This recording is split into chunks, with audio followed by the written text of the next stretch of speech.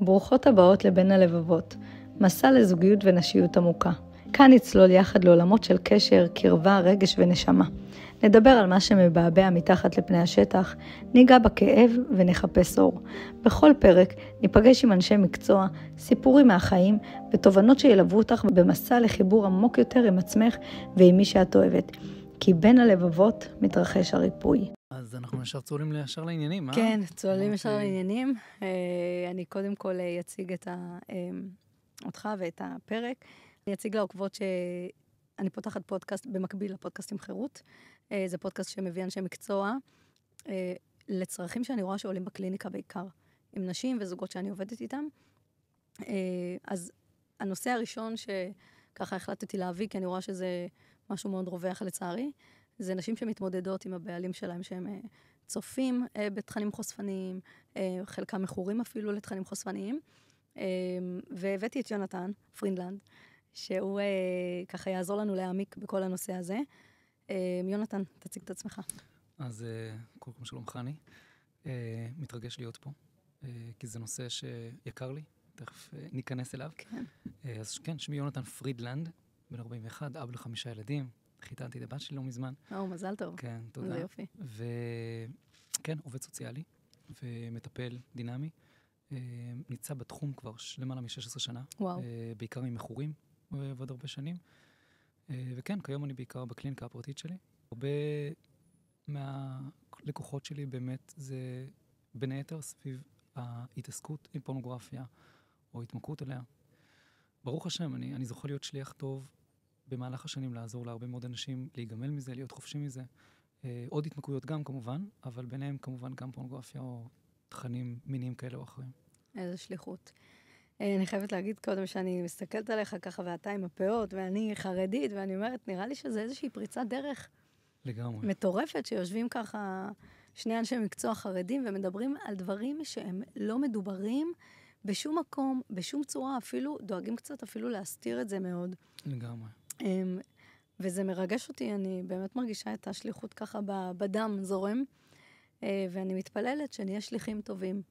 אמן, אמן. אני חושב על זה כל הדרך לזה, לפה אמרתי, בואי תשמע, גבר חסידי מגיע ואשכרה עושה פודקאסט על נושא, כמו שאמרת, שאפילו כשמדברים עליו, מדברים עליו ברמזים, כן. בזמן שזה משהו שכל כך, כל כך, לא רק מבעבע ונמצא, מה שאומרים, הפיל הגדול בחדר, אלא פיל שרומס ודורס, תכף נכנס לזה, אז לכן אני שמח באמת על האומץ, לבוא וכן, הגיע הזמן לבוא ולדבר על הבעיה. כן, תודה לך שהגעת. תודה על האומץ. בשמחה. אתה רוצה לספר לנו קצת איך הגעת לעזור למכורים? בוודאי. אז קודם כל יש לי קרוב משפחה שהוא מכור, לא בהכרח לתכנים מיניים, לסמים, לאלכוהול. זה היה הפעם הראשונה שהכרתי את זה. מה זה מכור? מה זה אומר? מה ההשלכות של זה לסביבה של המכור? זה התחיל לעניין אותי לעבוד עם מכורים. יש משהו בהתמכרות שמשום מה מאוד תפס אותי. אני מרגיש גם שאיך אומרים, מיום ליום עוד ועוד אנשים מרגישים את המושג הזה, התמכרות, את המושג הזה שהם מנסים לברוח ממשהו. מנסים למצוא את נקרא לזה האינפוזיה, הקביים במרכאות, שיעזרו להם לשרוד. ואצל כל אחד זה ברמה אחרת. יש אחד שזה עוזר לו לשרוד, אבל זה לא פוגע לו באיכות חיים, לפעמים זה כן קצת פוגע, וזה עדיין נסבל, עד שהתמכרות מגיעה לרמה שהיא כבר היא משתלטת על החיים. שכבר החיים עצמם כביכול, המציאות נהפכים למשהו צדדי, וההתמכרות לוקחת. יש הרי הבדל בין שימוש למילוי צורך רגשי, לבין התמכרות. נכון. והרבה פעמים נשים מגיעות אליי בפאניקה, ואומרות, בעלי מכור, וכשאני עושה בדיקה ככה שטחית מלמעלה, ואני רואה שזאת לא התמכרות, זה יכול להיות שימוש, זה יכול להיות מילוי צורך רגשי, אבל אין שם התמכרות. מתי בעצם אפשר להבין, ויש סימנים בוהקים שזה הופך להתמכרות, שהשימוש הופך להתמכרות? שאלה טובה. קודם כל, הדוגמה הכי טובה שאני אוהב להביא, אלכוהול. האם אלכוהול הוא דבר רע? גם מיניות היא לא דבר רע, נכון. אפילו מצווה על פי הדת. אפילו דבר קדוש. בדיוק. רק השאלה, איך מנתבים אותו ולמה משתמשים בו? זאת אומרת, שני אנשים, הדוגמה שאני תמיד אוהב לומר לאנשים, זה שני אנשים מגיעים לאותה חתונה, ניגשים לאותו בר, שותים אפילו מוזגים מאותו בקבוק. כל אחד את הכוסית שלו. אבל אחד שותה כדי ליהנות, כי זה חלק מהחוויה, 5 דקות אחרי זה הוא אפילו לא זוכר שהוא שתה. לעומתו, השני שותה את האלכוהול, כי זה בשבילו, האינפוזיה, בלי זה אין לו ביטחון עצמי, בלי זה אין לו מה לעשות בחתונה. הוא בא לחתונה בשביל זה בעצם. בדיוק ממש. מבחינתו, האירוע פה זה אלכוהול, רק היו צריכים סיבה למסיבה, אז בואו נביא גם חתן וכלה, ממש ככה.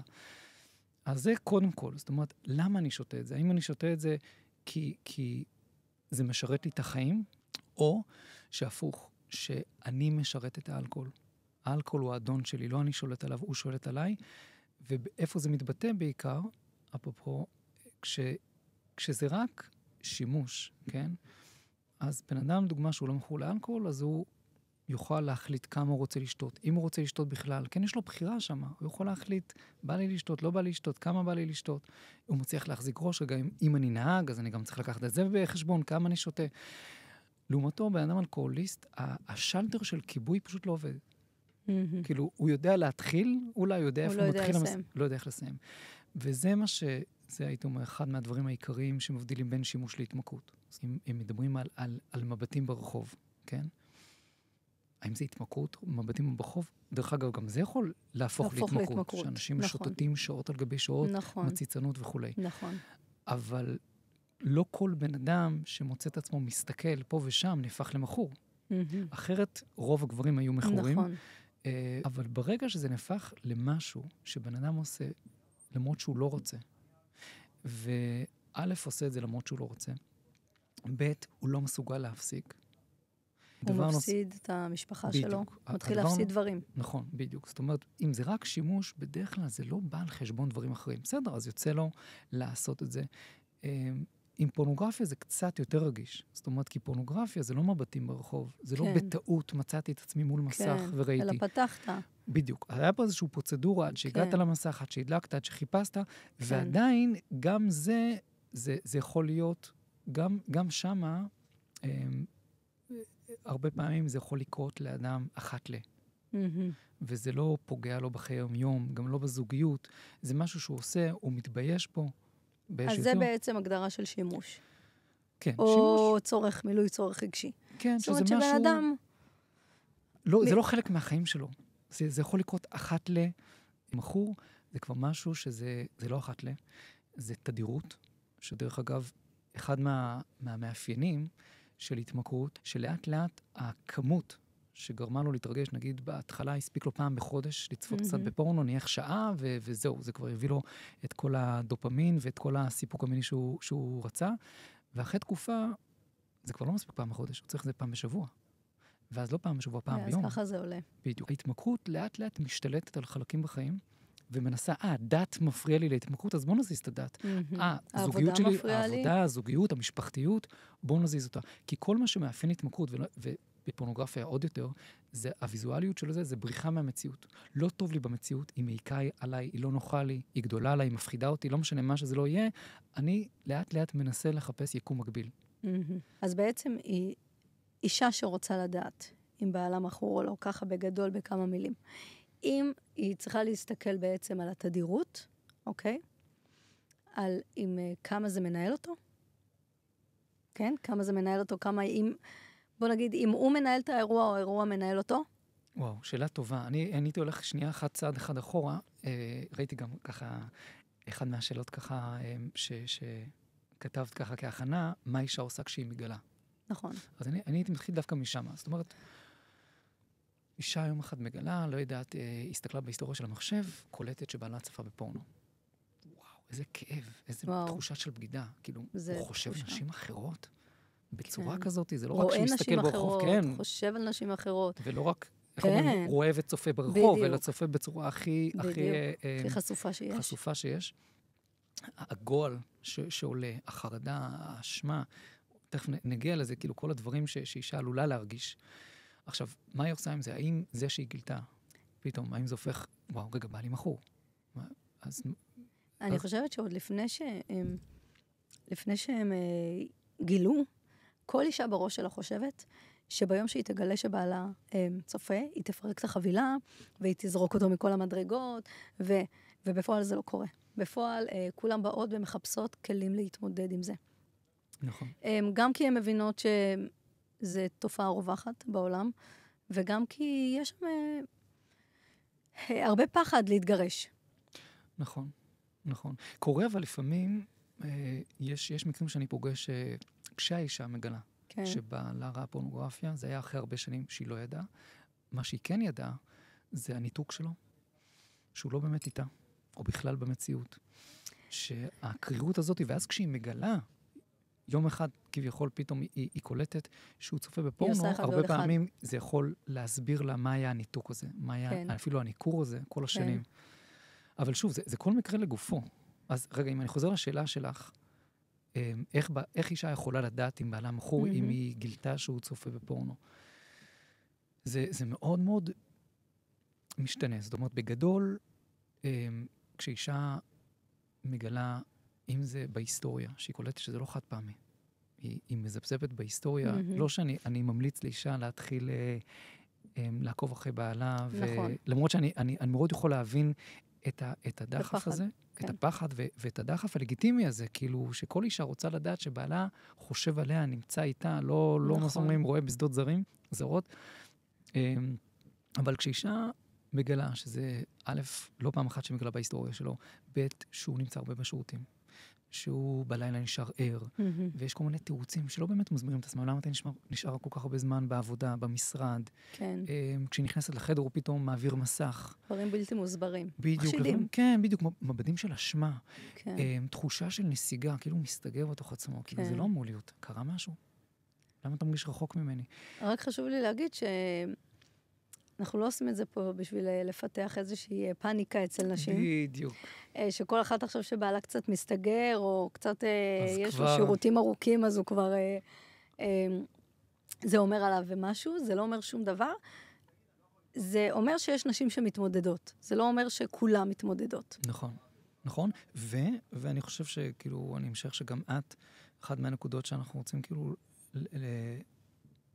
להרים, כי אני מאמין שיש הרבה נשים שכן חוות וכן מרגישות ומפחדות להסתכל על זה בעיניים, ולפעמים הדבר הכי קל זה לטטות את זה, להתעלם מזה. נכון. לא ראיתי כלום. כאילו ברמה ששמעתי, אני יושב עם זוגות ונשים אומרות לי שהם כאילו ראו דברים כל כך ברורים, ועדיין לא, אני סתם מדמיינת.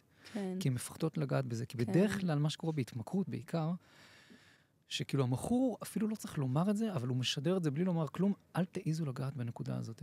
אל תעיזו לדבר איתי על זה. הוא לא צריך לומר את זה, הוא נותן את האווירה. כי אם אתם לוקחים את זה, מני החיים שלי מתחרבים. בדיוק. ואם מתחרבים, אני אלחם על זה. זאת אומרת, יכול להיות שהוא אפילו לא יודע לקרוא על זה בשמות. ואם החיים שלי מתחרבים, אז גם כנראה שגם שלכם מתחרבו. בדיוק. כי אם אני צריך להילחם על ציפור נפשי, כביכול במרכאות, אז אני אעשה הכל כדי להילחם על זה, אם זה דרך הכחשה, מלחמה, בריחה, מה שזה לא יהיה. אז כן, אם יש נשים שמסתובבות עם התחושת בטן הזאת המון שנים, אז הן לא חייבות לחיות עם זה. מה הן כן יכולות לעשות? קודם כל לפנות לעזרה, להתחיל לדבר על זה, כי אני חושבת שבאמת אחד הקשיים זה שלאנשים אין עם מי לדבר. זה לא אבא, המכונה לא עובדת לי. אתה יכול לבוא לעזור לי רגע לראות מה קורה עם המכונת כביסה, או לתת לי איזה איש מקצוע? אין עם מי לדבר, וזה גם מאוד מאוד משפיל לאישה לספר שבעלה צופה. זה אחד ההשפלות, כי הרבה נשים חוות את זה כבגידה. ואם הן חוות את זה כבגידה, כל אישה שחובה בגידה זה השפלה מאוד מאוד גדולה. גם ההלם, זאת אומרת, הרי יש את זה כל הרגשות ביחד, בדיוק. כן, פריז ופייט, כאילו, הרבה פעמים, ועל פי רוב זה בדרך כלל בטראומה או פוסט-טראומה, זה שבאדם פשוט מתאבן, כאילו, היא לא יודעת מה להגיב בכלל, איך לדבר על זה. אני רוצה דווקא להעלות פה סיפור של מישהי שהתקשרה אלייך, אני צריכה פגישה דחוף. יצרתי לה פגישה ככה מהרגע להרגע, והיא סיפרה שהיא גילתה שבעלה באיזה יום אחד סיפר לה שהוא מכור מגיל מאוד צעיר, מגיל מאוד מאוד צעיר, הרבה שנים לפני החתונה, ושאלתי אותה, מה עשית? מה עשית כשהוא גילה לך? אז היא אמרה, הבאתי לו חיבוק. למה? שאלתי אותה. אז היא אמרה, לא, כי ריחמתי עליו, והוא כל כך מסכן, וכל כך רציתי להיות שם בשבילו. ואז כשקצת חפרתי בעניין הזוגי שלהם, ראיתי שזה הדרך חיים שם. הוא הקורבן, המסכן, והיא כל הזמן מחזיקה את כל האלונקה על הגב שלה, של הבית, של המסכנות שלו, ואחד התהליכים כאילו שעשיתי... אין שום מקום לכאב שלה, כלום, לרגשות שלה. לא היה שום מקום לכאב שלה. כלום, כלום, כלום, היא לא נתנה לזה מקום. והאישה היחידה שהיא עוד איכשהו הכירה שהיא יכולה לפנות אליה, זה היה אני, וכשהיא פנתה אליי, גם לא ראית איזו התמוטטות של דמעות וזה, זה היה כזה. היא ניסתה להחזיק את עצמה, כאילו עוד... הכל בסדר, רק רציתי לשתף אותך, לשאול מה לעשות. דרך אגב, כן. כן, שתגידי לי מה לעשות פחות או יותר. תכלס, להיות מאוד doing. כמובן שאותו הפניתי אליה שצריך, ואיתה בעיקר עבדתי על לתת מקום לכאב שלה. לא לפחד להראות לו את הכאב, גם אם הוא מתמודד עם הכאב שלך, אל תפחדי. זה חלק מהמחירים שהוא משלם על מה שהוא עשה. כן, כן. כי הרבה פעמים מכורים, ואני שוב, אני גם חשוב לי לא לצייר מכורים כאנשים רעים.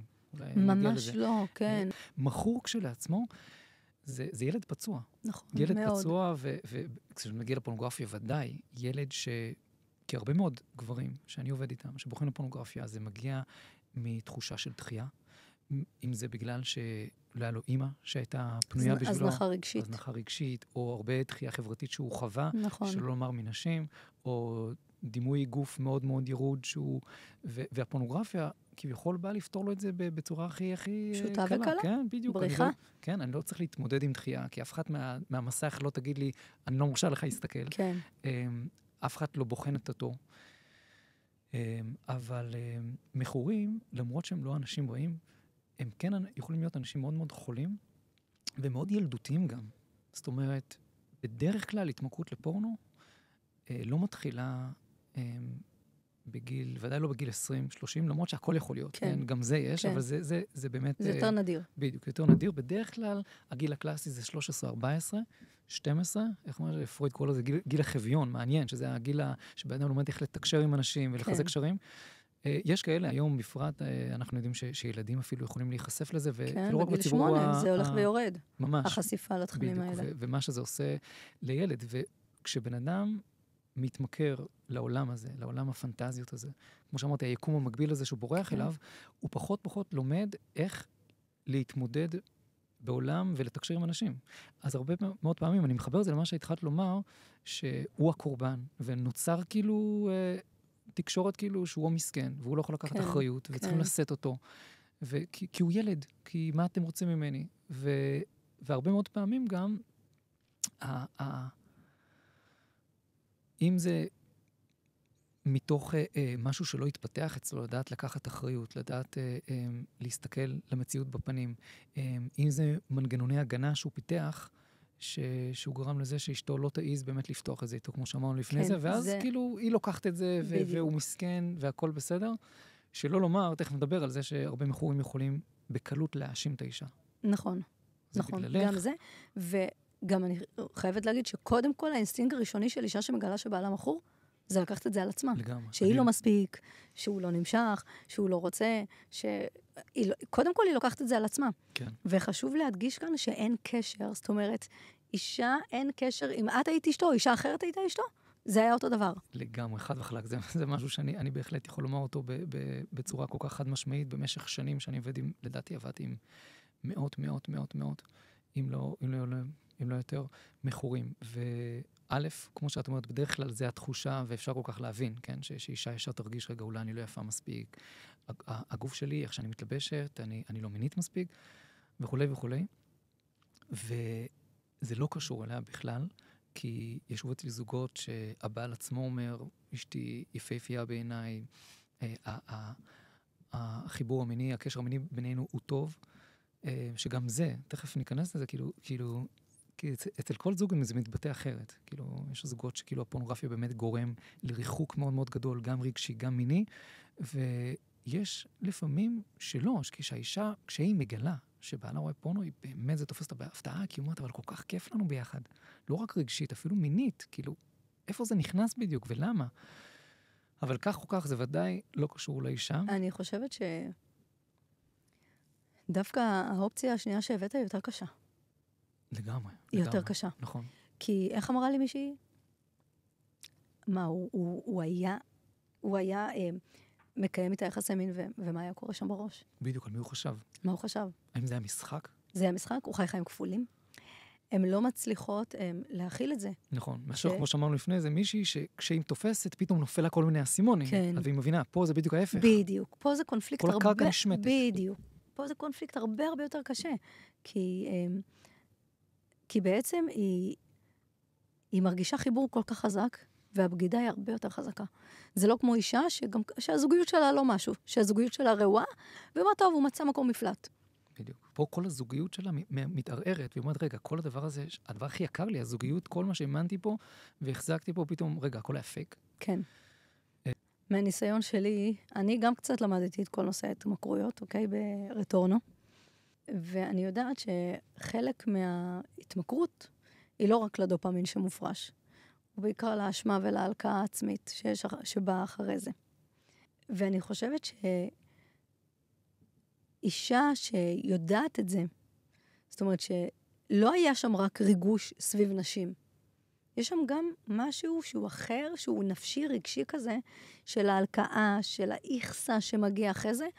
הרבה יותר קל הרגע להבין שזה לא רק ריגוש נשי או מיני.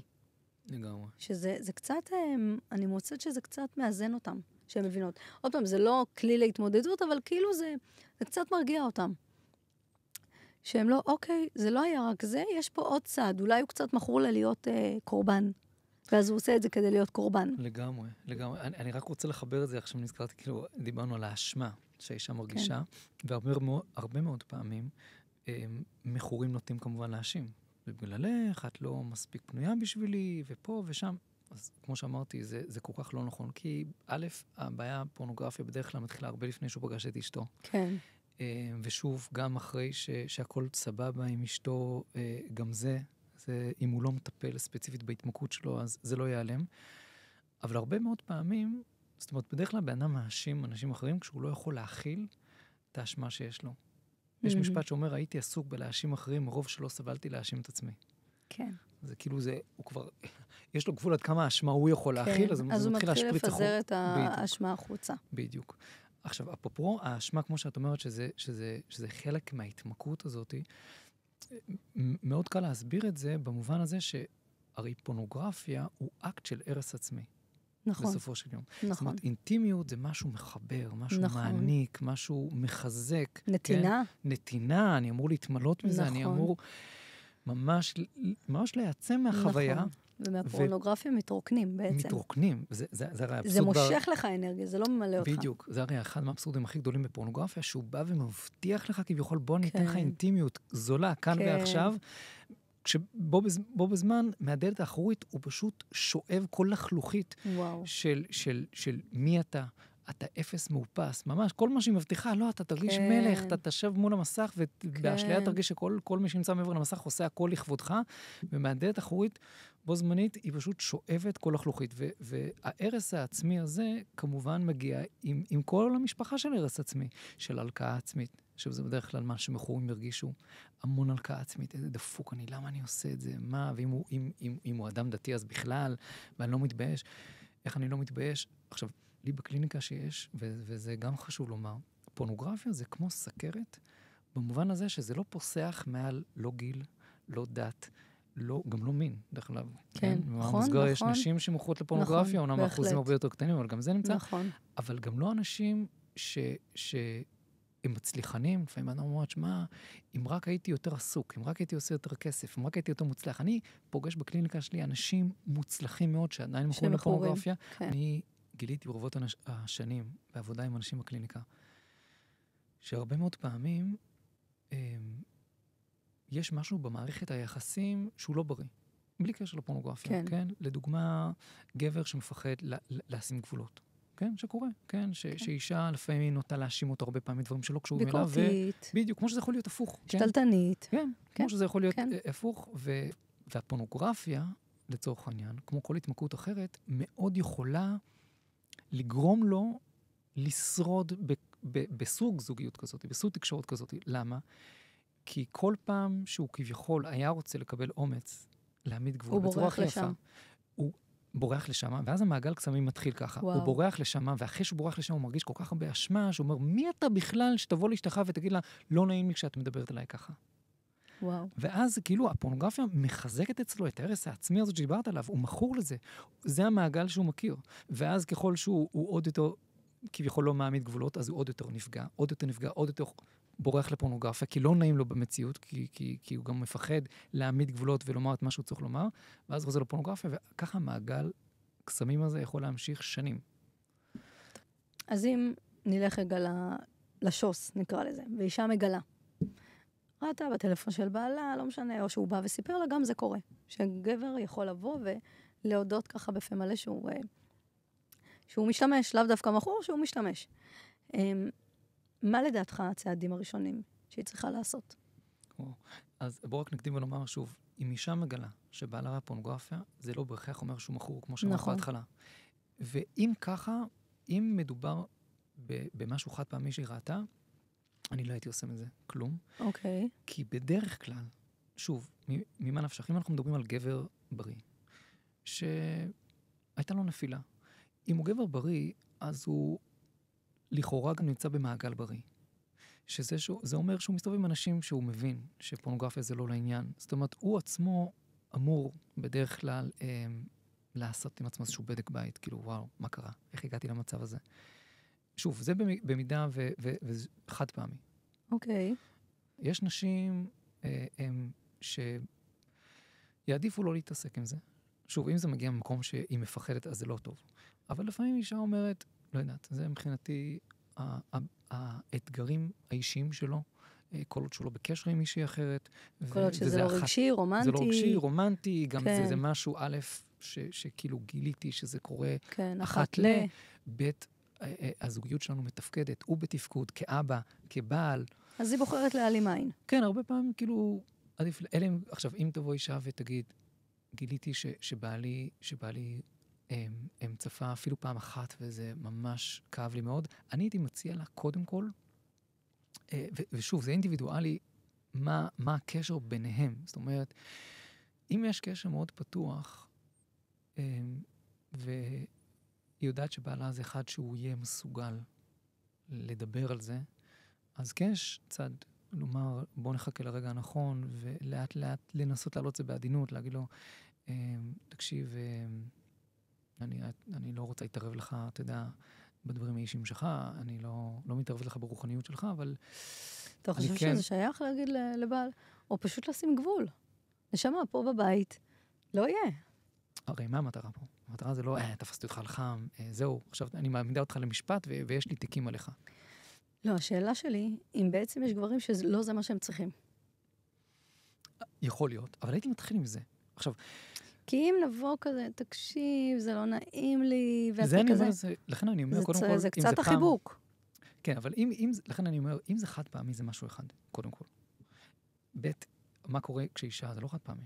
היא כמה פעמים. אז הייתי אומר, קודם כל, כשאישה כן מגלה את זה, חשוב שהיא תוודא. כי הרבה פעמים נשים נראה להם.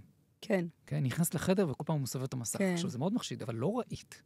עכשיו, כשאת רוצה לבוא ולאמת את בעלך, ולא כדי לאמת ולריב איתו, אלא לבוא ולדבר איתו על הדברים, כן חשוב שהיא תוודא. היא תוודא שבאמת, עכשיו לא בקשר, בואי תהיי עכשיו סוכנת מוסד ותעקבי אחריו. כן, פוליגרף. בדיוק. אבל כן, כי יש הרבה סיכויים שהוא ירצה קודם כל להכחיש. אם כבר את רוצה לאזור אומץ ולבוא לדבר איתו על זה, אז כדאי קודם כל להביא עם הוכחות, תקשיבי. מוישי, או דניאל, מה שזה לא יהיה, יש לי הוכחות. כאילו, ראיתי בהיסטוריה שלך, ולא תגיד לי, תשמע, הלוויתי את המחשב לגיסי, כי מכורים יש להם תירוצים והסברים. כן, להכל. הם יצירתיים וזה חבל הזמן.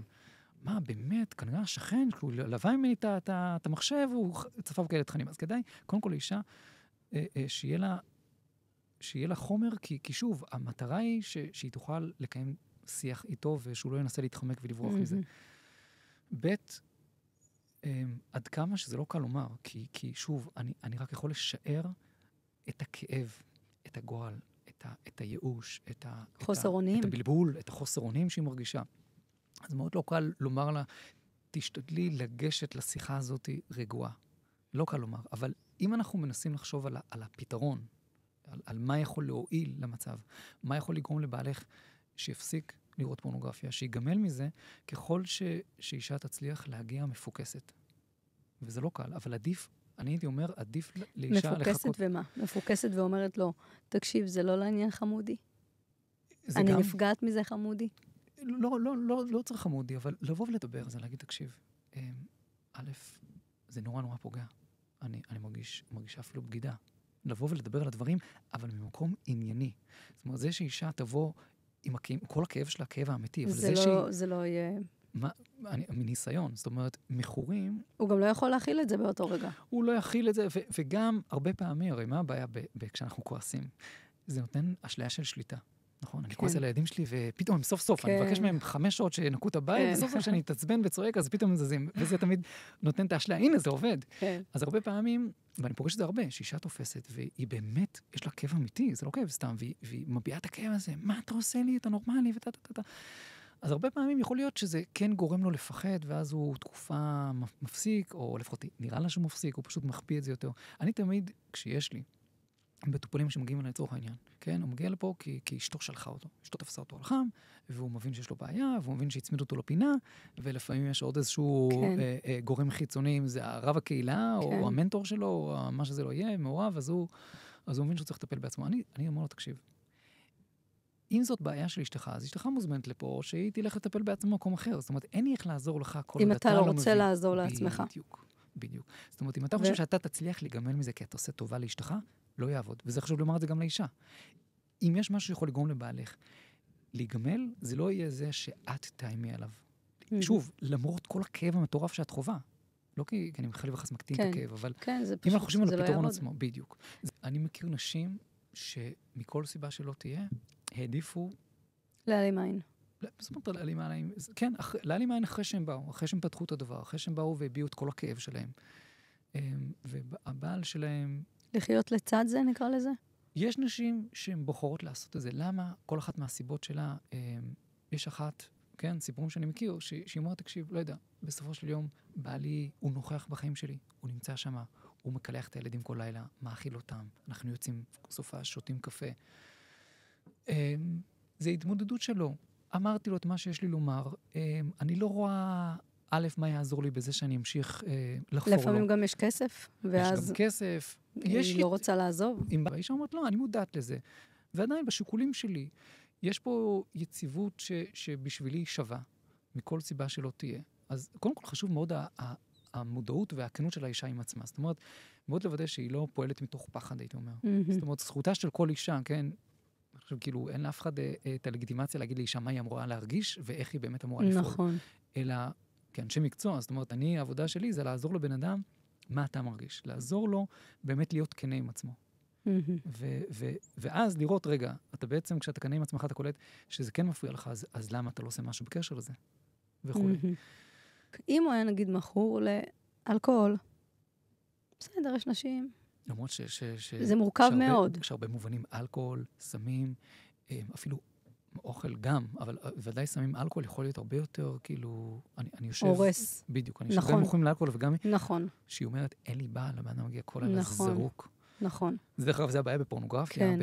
במין, הוא סם וירטואלי, שאנשים לא קולטים שבן אדם שיכור. כן. כאילו, הרי מה קורה לפורנוגרפיה? אחד מהנזקים הכי גדולים של פורנוגרפיה, כאילו, הרבה פעמים מגיעים אליי אנשים עם רקע דתי חרדי, אז הם בטוחים בכלל שזה בעיה דתית. כן. אלוקים דפק אותי. נולדתי ברקע דתי, למשפחה דתית חרדית. כן, אם הייתי חילוני, הייתי יכול לעשות מה שאני רוצה. ואין אפס שיש מקומות שמדרבנים. יש כל מיני מקומות שמדרבנים נערים לראות פורנוגרפיה וכו'. אבל אחד מהנזקים, שגם במחקרים הוכחו, שפורנוגרפיה, א', לא רק שהוא גורם לחוסר תקשורת, אבל בעיקר כשזה מגיע למיניות, אחד מהנזקים הכי גדולים של פורנוגרפיה, בעיניי מה שהוא עושה, הוא הופך אנשים, גברים או נשים לצורך העניין, לאובייקטים מיניים.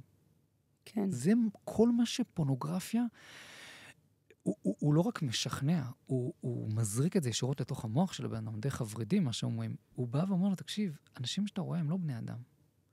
הם פשוט חפצים מיניים. הם חפצים שלך. ולא לחינם בפורנוגרפיה מכניסים גם כל מיני, כן? אלמנטים, כן. מתחפש לרופאה, כן. למורה וכולי, ותחשבי מה זה עושה למוח, כאילו אז בן אדם כן. יוצא למציאות, והוא נכנס למרפאה, והוא פתאום לשנייה אחת, או ליותר בתוך משנייה. סרט פורנוגרפי. כן, בדיוק. כן. עכשיו, ואף אחד לא יודע. זאת אומרת, כן. אם אדם היה נכנס למרפאה, או לשולחן שבת, או לשמחה, כולו מתנדנד על הרגליים בגלל שהוא שתה אלכוהול, כולם מרימים גבה, כן. או רואים אותו מתחיל להרביץ ופה זה רק בתוך הראש שלו. ואף אחד לא יודע. אנשים לא קולטים שהבן אדם מרגע לרגע לוקח מבטים, נהיה שיקור בתוך המוח, אבל כלפי חוץ, הוא נראה ג'נטלמן. זה אחד מהאתגרים הכי גדולים. במין, בפורנוגרפיה בפרט, כי זה אפילו לא משהו פיזי. כן. כאילו, אף אחד לא יכול לדעת כמה הוא שיקור. יש פה משהו הרבה יותר כואב, מהתמכרות אחרת. כי דיברנו על אם זה בגידה, עד כמה זה בגידה, לא בגידה. כן, כי בוא ניקח, זה אומנם לא דומה, אבל נגיד התמכרות לטלפון. אישה שכל היום מתלוננת לי, שבעלה בטלפון כל היום, מהרגע שהוא חוזר מעבודה, עד הרגע שהוא הולך לישון. יש שם איזשהו אלמנט של התמכרות. אבל זה לא משהו שישיר לאינטימיות שלהם ולזוגיות שלהם. זה כן פוגע, זה כן הורס, זה שואב, זה לוקח ממנה, זה זמן שאמור להיות שלה וזה נלקח ממנה. אבל בפורנוגרפיה נשים לוקחות את זה אחרת, הן לוקחות את זה אישי, כן. חץ בתוך הלב. ממש. אישה שמגיעה, כשהיא גילתה שבעלה צופה, ואישה שמגיעה עם עניין טלפונים, היא לא הרוסה, הן לא הרוסות אותו דבר. הרס נפשי אני מתכוונת. כן, כן. לגמרי, נכון? אז בעצם אתה אומר שאישה, אם היא מגלה שבעלה צופה, הדבר הכי חשוב זה שהיא תבוא, תיגש לדבר איתו. תציע לו ללכת לעזרה. תציע לו ללכת לעזרה.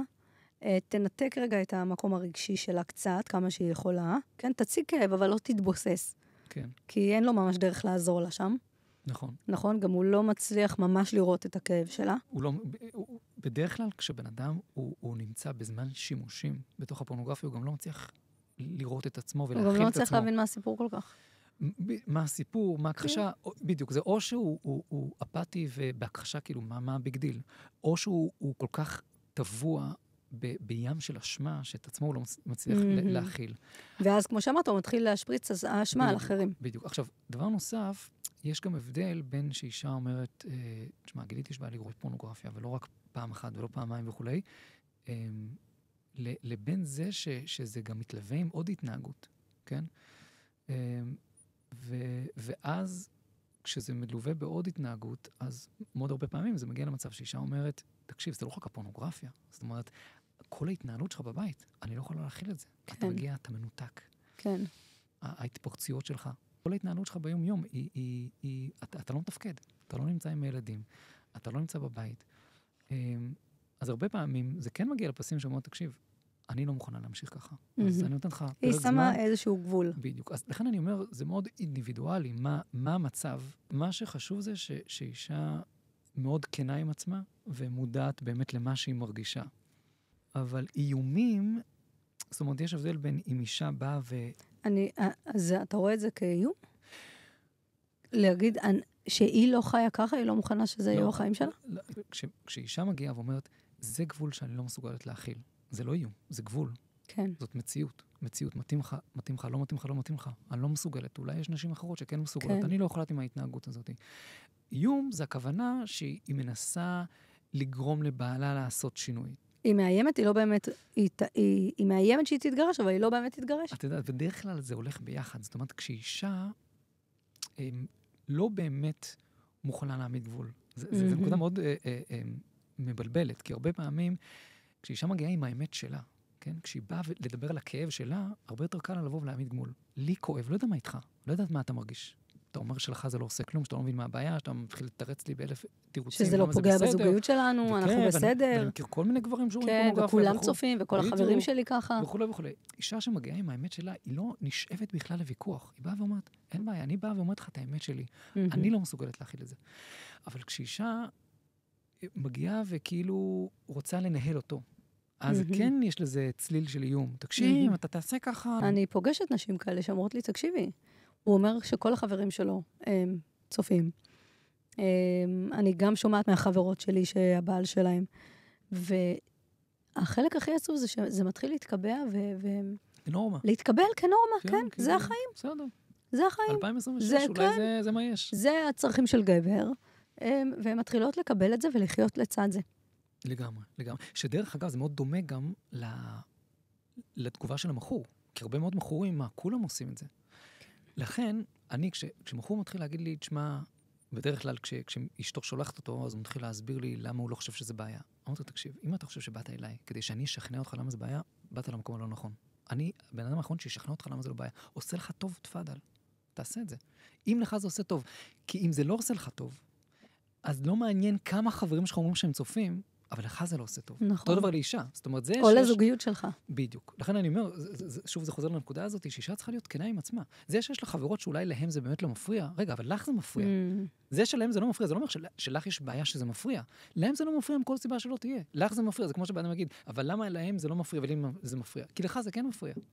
אז יכול להיות שלהם פורנוגרפיה לא מפריע ולא מזיק, ואיכשהו זה מסתדר להם עם העקרונות שלהם, עם הדרך חיים שלהם, אבל אם לך לזה מפריע, אל תגיד, אבל כולם ככה, אז כן. איזה מין דבר זה? אז כן, זה תמיד חוזר לאמת שלי עם עצמי. אני חייב להיות כנה עם עצמי. מה באמת קורה שם? האם אני נאמן לעצמי, או שאני נסחף כי לא נעים לי מה אנשים, שאני לא אתפס כחריג? יש לי זה הרבה עם אנשים שרוצים להיגמל מקנאביס, מוויד. כן, שזה גם... כן, זה עוד... זה עוד פודקאסט בדיוק. אבל הרבה פעמים הטענה שאני שומע, ואני מאוד יכול להבין אותה, אומרת, שמע, יונתן, כולם מעשנים. כן. אם אני אבוא ואגיד להם, חבר'ה, הפסקתי לעשן, אני אראה כמו איזה חנון כזה, כן. מה, אתה רציני? תהיה קצת צחי, כן. בוא, אנחנו לא מכורים. כולה סופי שבוע פה ושם, מעשנים כמה ג'וינטים, מה אתה עושה מזה כזה עסק? כן. ובסופו של דבר, העבודה שלי עם הבן אדם, תהיה נאמן לעצמך. מהמם. אנשים שהם מכורים או צופים או משתמשים, הם משלים את עצמם שזה לא פוגע להם בזוגיות. גם מחקרים מראים שהם דיווחו שזה לא פוגע להם בזוגיות. אבל כשלקחו את המחקרים האלה וירדו רגע לרזולוציות יותר נמוכות, כמו דימוי גוף, התקשורת שלך עם אשתך, איך אתה מרגיש במהלך מפגש מיני וכו'. איך אתה רואה נשים ברחוב. איך אתה רואה נשים ברחוב. גילו שזה פוגע בהם ברמה מאוד מאוד גבוהה. זאת אומרת, שגם אם בחור ישכנע את עצמו שזה לא פוגע בו בזוגיות, בסוף שורה תחתונה, גם אם הוא לא מרגיש שזה פוגע לה בזוגיות, זה פוגע לה בזוגיות. חד וחלק. הרי אחד מהדברים שהולכים יד ביד עם התמכרות זה הכחשה. הכחשה. כן. זה כאילו, הכחשה היא כאילו הבסיס כדי לאפשר להתמכרות להתקיים. הוא חייב להיות בהכחשה. אם בהכחשה כשבן אדם, לפני שהוא נכנס לעבודה, הוא צריך להכחיש את מה שהוא עשה לפני רגע בשירותים, שלא לומר אם הוא עושה אקט דתי. כן. אז הוא חייב להכחיש. ההכחשה היא וואו. תמיד משהו, הפלטפורמה... היא הקר. כן, הקר, לאפשר להתמכרות הזאת להתקיים. להתקיים. דבר נוסף גם, אם כבר הזכרת את הנקודה הזאת, ההכחשה אצל בחורים כל כך חזקה, זה כמו מחלת השכחה, בעצם. זאת אומרת, גם אם בחור יגיע איזשהו שלב שהוא עצמו יגיד, טוב, הגזמתי. ממש הגזמתי, ראיתי פורנוגרפיה במקום ללכת לחתונה של חבר טוב. אשתי חיכתה לי והילדים חיכו לי כמה שעות ונעלמתי. מה שזה לא יהיה, או צפיתי במקום שהוא באמת יכולתי לסכן את עצמי וכו'. גם אחרי שהוא עצמו הגיע לתובנה, תשמע, הגזמתי, זה באמת הורס את החיים. העוצמה במרכאות של התמכרות, שיכול לעבור יומיים, שבועיים, חודשיים, ובאדם כאילו, או שהוא שוכח בכלל מה שהיה, וואלה, לא זוכר מה שהיה, או שהוא אומר, כן, אז באמת הגזמתי, אבל הפעם אני אשלוט בזה. אז ההכחשה היא כל הזמן נמצאת שם. כל הזמן נמצאת שם ומקיימת את זה. לכן הגמילה, דרך אגב, חייבת א', לגעת בנקודה הזאת של הכחשה בראש ובראשונה, ב', לא רק לגעת בה, אלא כל הזמן לעבוד עליה. כי היא מטבעה חוזרת. זאת אומרת, מכורים שהם נקיים. ודרך אגב, אפרופו, האם אפשר לצאת מזה? התשובה היא כן, בכף רבתית, מה שאומרים. אני אישית, יש לי את הזכות ללוות אנשים ששנים על גבי שנים נקיים מזה. וכשאני אומר נקיים, כמו שאמרנו, עם ההשלכה של פורנוגרפיה היא לא רק צפייה עצמה, אלא איך בן אדם רואה את העולם. העדשות שלו משתנות, אז מידה טובה מרובה. זאת אומרת שבן אדם נגמל מזה, הוא לא רק נגמל מהקטע הטכני שהוא מפסיק לצפות בתכנים כאלה, אלא הוא באמת, כל העדשות שלו משתנות. וואו. עכשיו, אנשים לא מאמינים לי. א', כי בהתמכרות, חלק מהתמכרות גם מעבר לזה שזה כל כך אובססיבי, באמת, ואנה מרגיש שזה האינפוזיה שלו, הוא לא באמת מאמין שהוא יוכל יום אחד להתנתק מזה, מה גם שיחד ההתמכרות, תמיד יש את הקול הזה שאמרו לה, אחי, אתה אף פעם לא תאכל בלי זה. כן. והרי, זה החיים שלך. בדיוק. ובדרך כלל הרי רובם של מכורים, יש להם המון ניסיונות, שלא לומר אין ספור ניסיונות כן. להפסיק. אז ההתמכרות משתמשת גם בזה. הנה, תראה כמה פעמים הפסקת, וניסית להפסיק, ולא הצלחת להישאר בהפסקה מה שאומרים, והתחלת עוד פעם, אז עזוב, וזה בטח גם יישאר ככה. אז א', קשה להם להאמין בכלל שהם טכנית יוכלו להיגמל מפורנוגרפיה. עוד יותר, כשאני מדבר איתם על השלב הזה, שלא רק שתוכל להיגמל מפורנוגרפיה, אלא תוכל להחליף את העדשות שלך ולראות את העולם בצורה שפויה, בלי מתח מיני, בלי לראות בני אדם כאובייקטים מיניים, זה נשמע אצלם כאילו... זה נשמע חלום. אבל זה אפשרי. כן. זה אפשרי חד וחלק, וחשוב לומר את זה. כדי שזה יקרה, כדי שבאדם יוכל להיגמל, כדי שיוכל לתחזק את הגמילה הזאת לאורך ימים ושנים, זה לתחזק את הנקודה הזאת שלא ייפול להכחשה. כי אם לא מתחזקים את זה, מכור, יש משפט שאומר, מכור הוא כמו עיסה. ברגע שמפסיקים ללוש אותו, הוא מתחיל להחמיץ. זאת אומרת, מכור, אם אישה, דרך אגב, זו אישה שכביכול בעלה אמר לה שהוא נגמל ויוצא מזה, אבל אם היא קולטת שהוא לא עושה שום דבר לתחזק את זה, זה גם נורא אדומה. לא, זה בסדר, זה כבר לא קשור אולי. וזה עושים בעצם בעזרת גורם שלישי? בדרך כלל, כן. בדרך כלל, גורם שלישי, או מערכת כלים שהוא לאט לאט לומד, מקבל. והוא מתרגל אותם ביום-יום, יש קבוצות תמיכה בשביל זה, חונכים, בעיקר בשביל זה, כמובן, טיפול, לתחזק את הדבר הזה. אני רוצה לשאול עוד איזו שאלה. זו שאלה שקיבלתי. אני נשואה 1.5 שנה. אני חרדית ובעלי היה צופה בפורנו ברמה יומיומית עד החתונה. אחרי החתונה הוא הצליח לעצור את זה, לפעמים פעם בכמה חודשים ארוכים הוא נופל לזה. אבל חוץ מזה זה די מאחוריו. אני בהיריון עכשיו, חודש 9, והוא ממש מפחד מהתקופה שנהיה אסורים אחרי לידה, שזו תקופה ארוכה וזה יחזיר אותו להתמכרות שוב. מה היית ממליץ לעשות?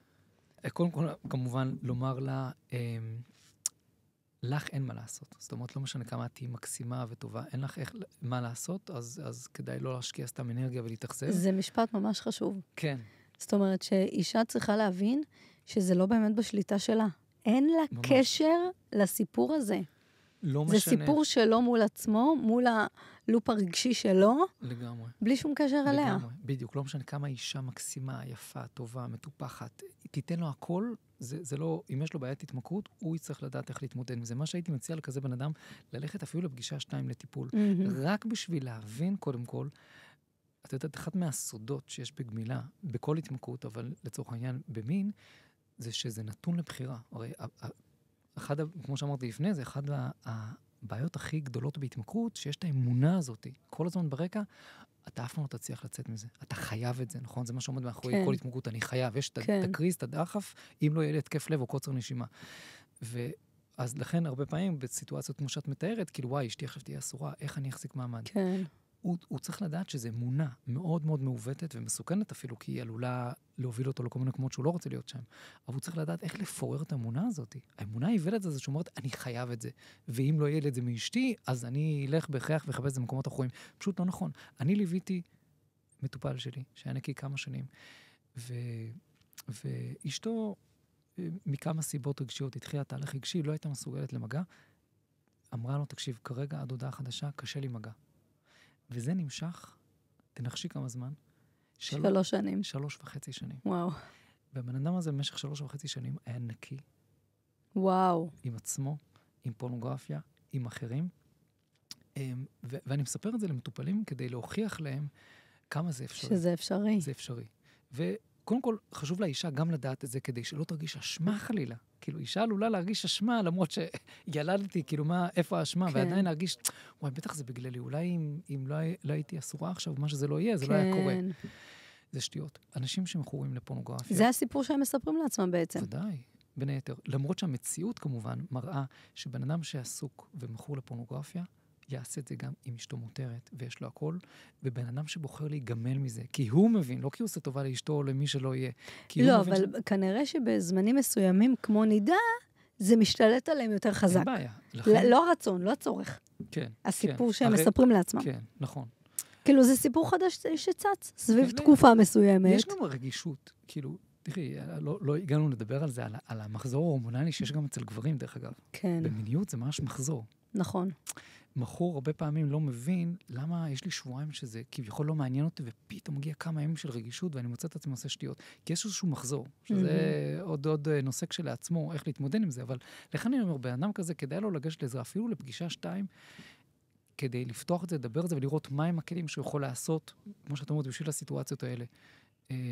כלים מעשיים, לפרק אילו אמונות מעוותות שיכולות סתם להכביד עליו, סתם לתת לו אשליה שזה גדול עליו, שהוא לא יצליח לעמוד בזה. אחד מהכלים הכי גדולים של התמכרות זה הדרמה, החרדה שמייצר אצל בן אדם. אימא'לה, אין מצב שאתה תחזיק מעמד. היא מעולה, זה הדלק שלה. למה מכור בסוף מוצא את עצמו נופל, שלא לומר אחרי שהוא הבטיח לעצמו שהוא לא רוצה לעשות את זה? כי הוא נמצא בכזה דרמה שהוא, אני חייב. כי זה הדלק של ההתמכרות. ככל שהיא מצליחה לשאוב את הבן אדם תוך דרמה, זה מה שגורם לו בסוף לעשות את זה. אבל כשבן אדם לא נשאב לדרמה, הוא אומר, רגע. לא, זה בסדר. אני אוכל לעבור את זה. עם אי אילו כלים, עזרה רוחנית, עזרה מאנשי מקצוע. אז אם נסכם את זה ככה בכמה משפטים, בעצם אתה אומר שדבר ראשון היא צריכה להיצמד לעצמה. היא צריכה לראות אם לה זה לא נכון, לה זה לא טוב, בה זה פוגע, בלי להשוות מה החברות, מה העולם רגיל, מה והלאה. הדבר השני זה בעצם שאישה צריכה לגשת, לדבר על זה בפתיחות מאוד גדולה, כן להציג את הרגשות, את הפגיעות שלה, אבל לא להתבוסס רק סביב זה, כי זה לא מה שיעזור לו. ולעיתים להציב גבול. אם את מרגישה שזה הגבול שלך, אז להציב גבול שאת לא מוכנה לזה. והדבר השלישי שהמאוד חשוב, שאני מאוד מתחברת לזה, זה שבעצם אין לך מה לעשות הרבה. יש לך את היכולת לגשת ללב שלו ולבקש ממנו ללכת לקבל עזרה. בשביל להציל את הבית. לגמרי. שדרך אגב, זה באמת אחת התחושות הכי חמקמקות והכי לא קלות, החוסר אונים. כי כל בן אדם באשר הוא רוצה תחושת שליטה. האישה רוצה, אבל אני רוצה להרגיש, לא במקום של שתלטנות, אני רוצה להרגיש שליטה בזוגיות. כאילו, מה? להיות בחוסר ודאות, חוסר אונים, זה לא קל. גם יש נשים שרוצות להשתלט על הבעלים.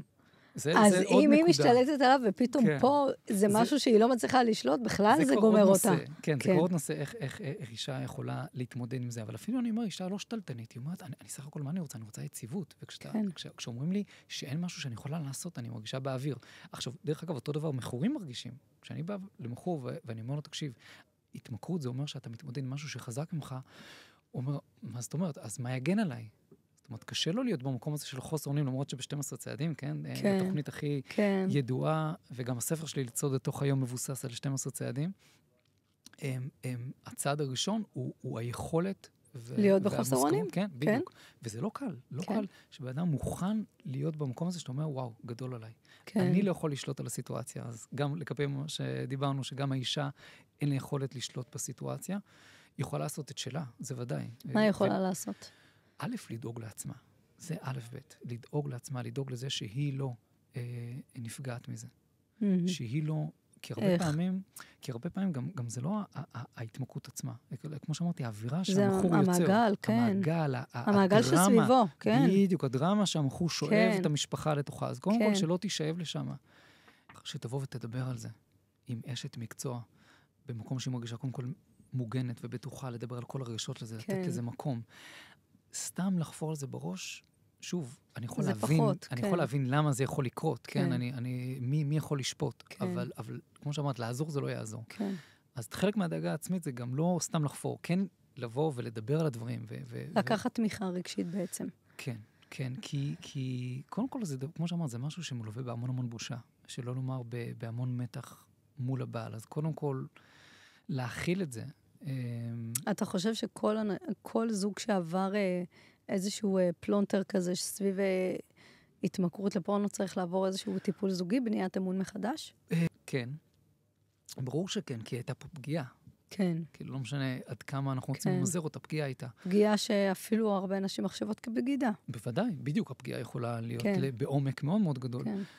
אז בדרך כלל כגודל העומק, כך גודל מה שזה יצטרך כדי לפעמים זה יכול להיות כביכול מכה בכנף, עד כמה שזה... כן. כן, אני לא רוצה להישמע שאני מקטין את הדבר, אבל הרבה פעמים הבניית האמון הזאת יכולה לקרות ביניהם, באמת, שבאדם באמת תופס את עצמו, עושה עם עצמו משהו ובונה את האמון. לפעמים כן, הרבה פעמים צריך להיעזר ממישהו מבחוץ כדי לבנות את האמון. בדרך כלל, כשזה לא חד פעמי, כשזה משהו מתמשך, כשזה בדרך כלל גם לא רק ההתמכרות עצמה, אלא זה נוגע בעוד תחומים בחיים שהאמון נפגע, ובדרך כלל זה כן, מצריך אנשי מקצוע או גורם חיצוני, או קבוצת תמיכה או משהו. שיעזור להם לבנות את עצמם מחדש. בדיוק. אבל יש תקווה. חד וחלק שיש, כי אותו קול הרסני, זה משפט אולי שישמע קצת קיצוני, אבל אותו קול הרסני שאומר למחור, אין מצב שאתה תיגמל מזה, אותו קול הרסני אומר לאישה, עזבי, בעלך תמיד יהיה בוגד, הוא תמיד יהיה סוטה. וואו. וזה חשוב לזכור את זה. שוב, אם מדובר באמת בבעל שלא רוצה לעזור לעצמו, שלא לומר, כמו שאמרנו בהתחלה, שיש לו אולי עוד הפרעות, אז שוב, כל מקרה לגופו. כן. אבל בגדול, יש תקווה. אם אפשר לקלקל, אפשר לתקן. כן, בהחלט. כל עוד הנר דולק, לגמרי. אפשר לתקן. לגמרי. תודה רבה. בשמחה. היה מחכים, היה מדהים, היה מעמיק. תודה. וניסה תפילה שזה יגיע לאוזניים הנכונות, וייתן את היעילות למי שצריכה את זה. בעזרת השם. זהו. בסדר גמור. תודה רבה. יופי, יום טוב. בשורות טובות. בשורות טובות.